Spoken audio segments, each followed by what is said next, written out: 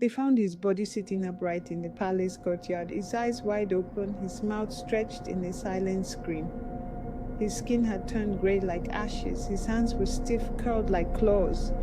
No one dared to move him, no one dared to close his eyes. I was there when it happened. I saw it with my own eyes. And I swear, the prince did not die like a man. Prince Adewale was feared. He was not a warrior, he was not wise.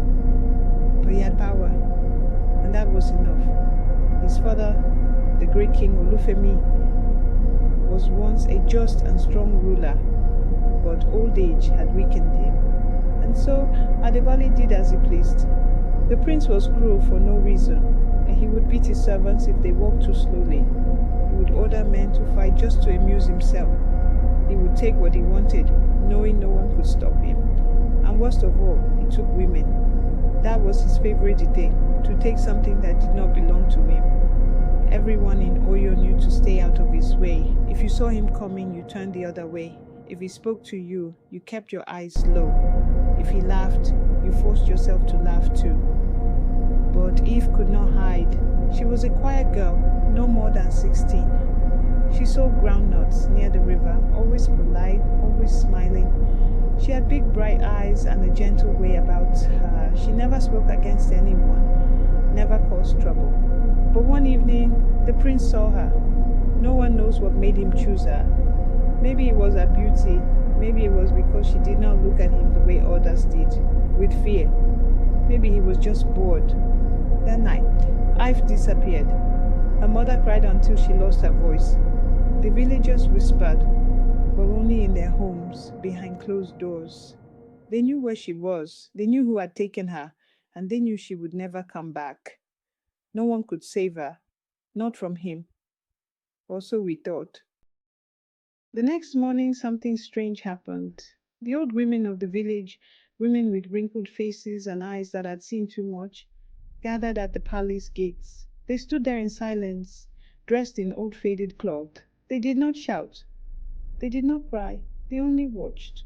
Then Mama Ose, the oldest among them, stepped forward. She was small and bent with age, but her presence was strong. You have taken what is not yours, she said. Prince Adewale, still in his fine robes from the night before, stepped out onto the palace steps. He looked at the old woman and smirked. And what will you do about it? Harry asked. Mama Ose did not flinch. The earth sees, the river knows, the night remembers. The prince laughed. He raised his hand and in it he held something small. A bracelet, golden, delicate. Ive's bracelet. He twirled it between his fingers. The gods do not care for your riddles, old woman, he said. Mama Ose only nodded. The gods do not speak with words. They answer with silence. Then she turned and walked away. The other women followed, and that night the silence began. It started with the guards outside the prince's door. They heard nothing, no footsteps, no movement, no breath. The palace was heavy with stillness. Even the wind refused to pass through the open windows. By dawn, no one had seen the prince. The guards hesitated before opening his door.